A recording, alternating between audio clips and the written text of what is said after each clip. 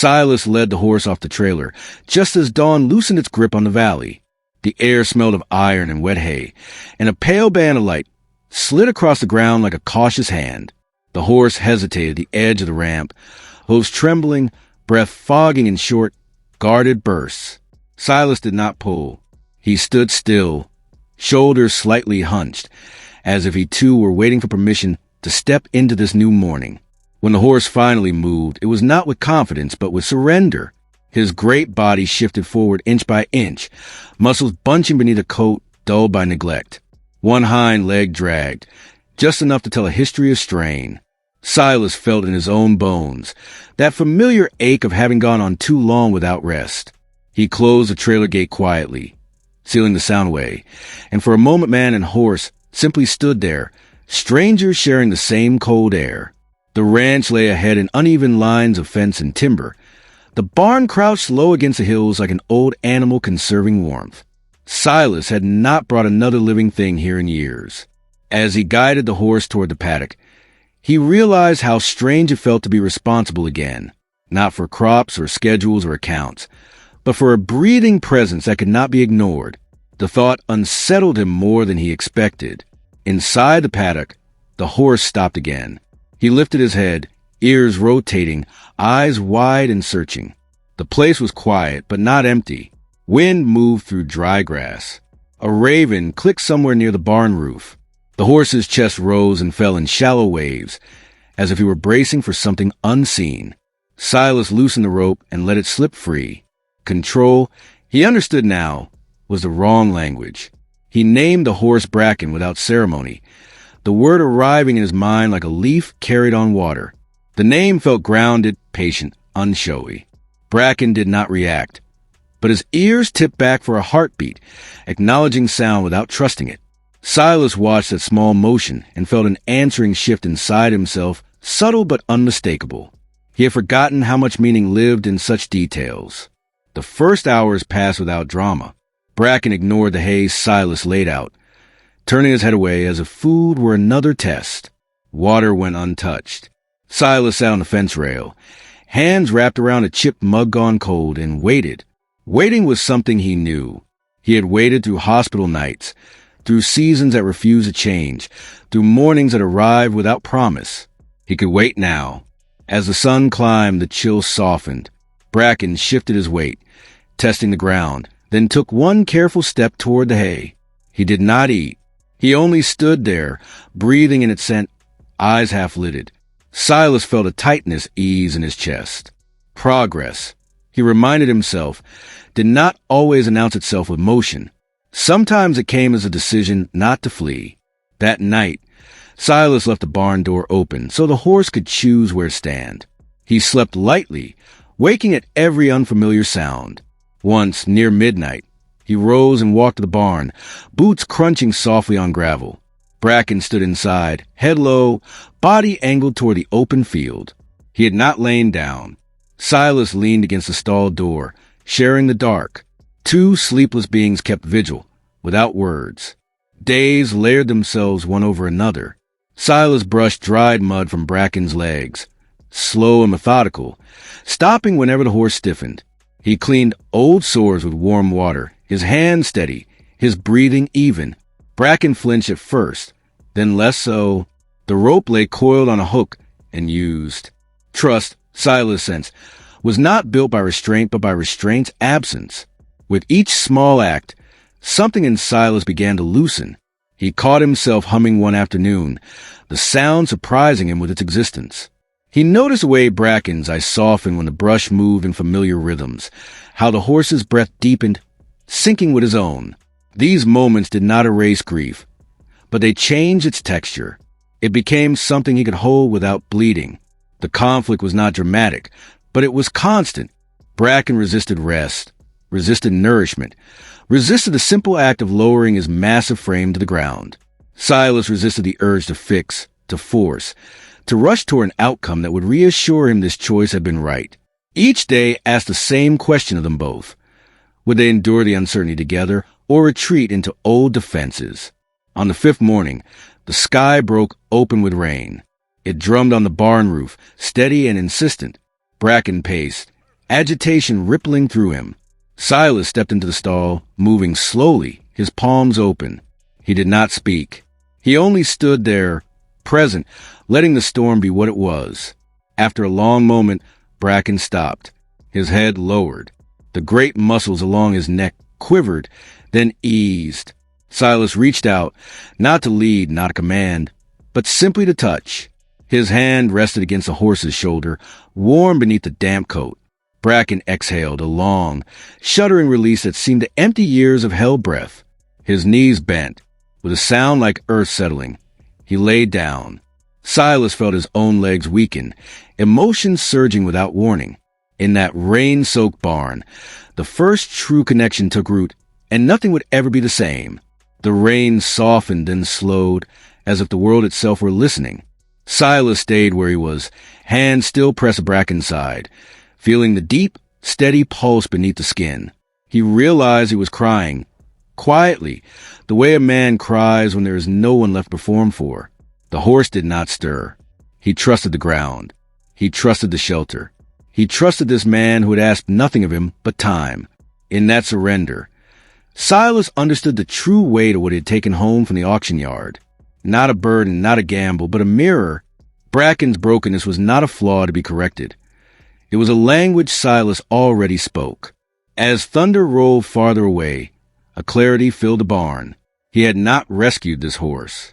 The horse had invited him back into the world of patience, where healing was not earned but allowed. The realization struck like light through cloud, and Silas knew that his life had just shifted onto a path he could never abandon. Silas woke before dawn again, but this time the waking felt different. It was not the sharp pull of worry that had lifted him from sleep on the earlier mornings, nor the old ache that lived in his joints like a reminder of years spent bracing against loss. This waking was quieter, edged with something that almost resembled curiosity. He lay still for a moment, listening to the low sounds of the ranch coming alive, then rose and pulled on his boots without the heaviness that usually accompanied the motion. The barn greeted him with the smell of damp earth and clean straw. Bracken was standing, but his posture had changed. The rigid alertness that once defined him had softened into something looser, as though the horse were beginning to believe the space itself meant no harm. Silas paused just inside the doorway, not wanting to break whatever fragile peace had formed overnight. He watched the slow roll of Bracken's ribs as he breathed, the steady rise and fall that spoke of rest earned rather than stolen. Silas moved with deliberate care, every gesture measured.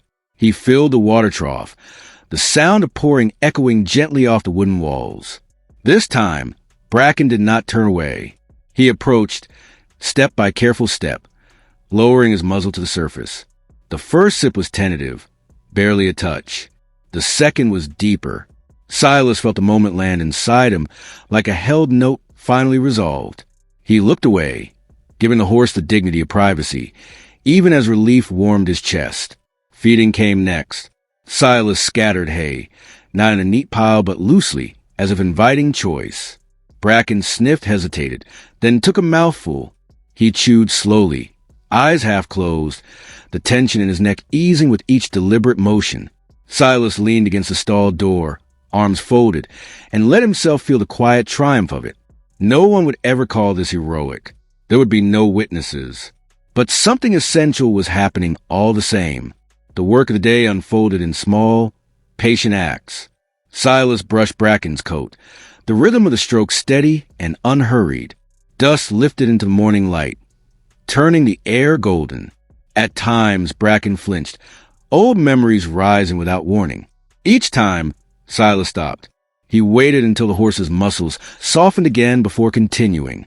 The pauses mattered as much as the motion. They taught both of them that retreat did not mean abandonment.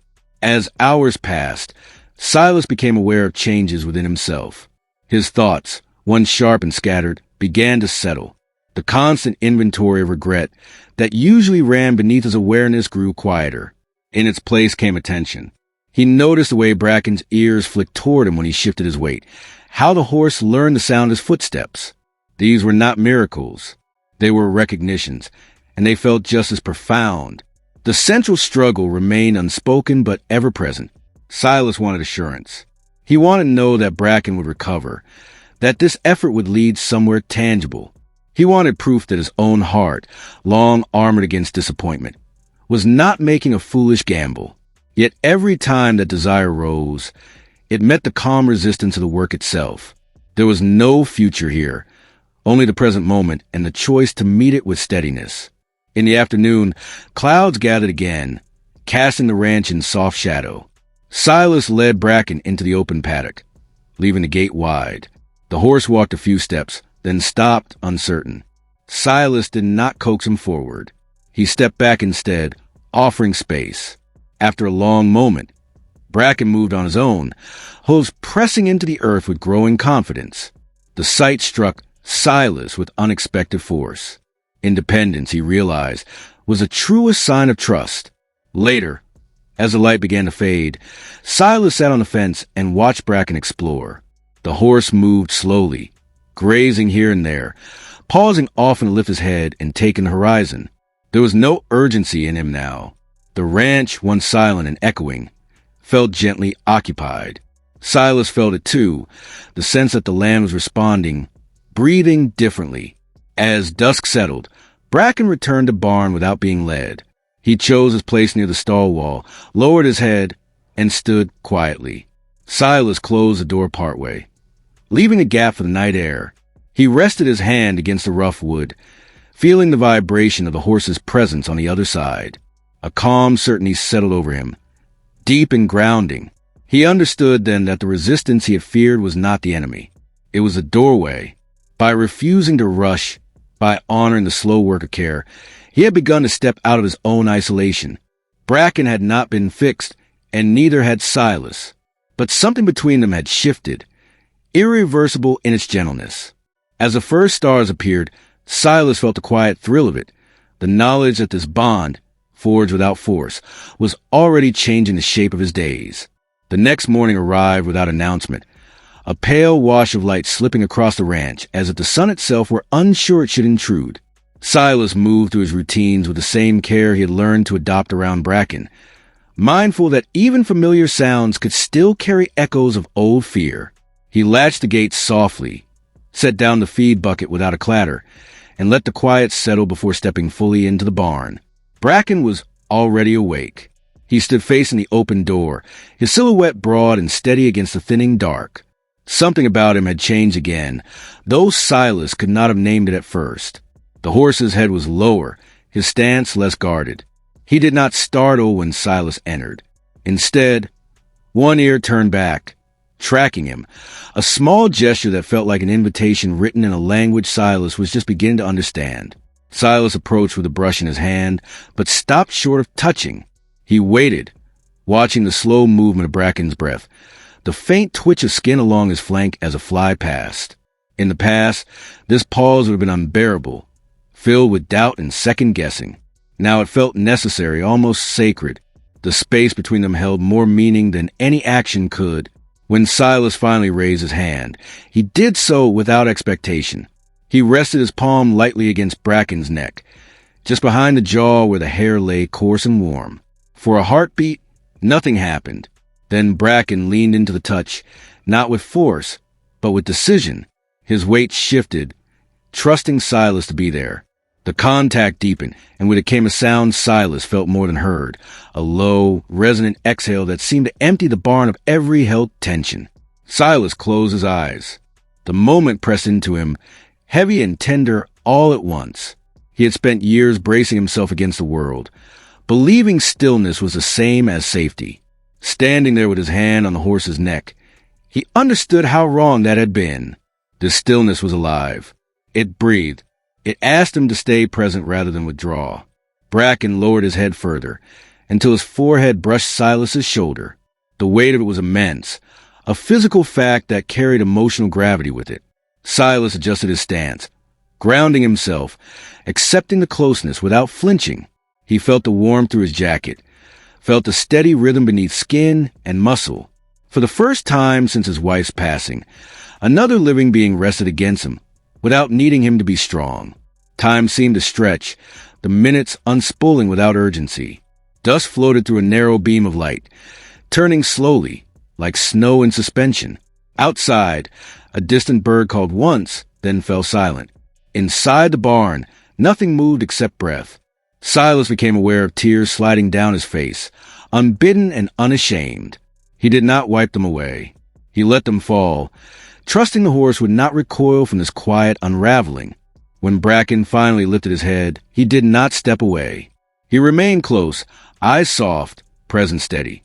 Silas felt a subtle shift inside himself. Something loosening that he had not known was knotted so tightly. The loneliness that had once defined his days receded, not because it was gone, but because it was no longer absolute. It had been met. That morning marked no dramatic turning point visible from the outside. There were no raised voices, no declarations, no sudden triumph. Yet as Silas resumed brushing, his movements fluid and unguarded, he knew he had crossed an unseen threshold. The bond between them was no longer theoretical or fragile. It had taken form, quiet and undeniable. As the sun climbed higher and the day moved forward, Silas carried the weight of that connection with him like a steady flame.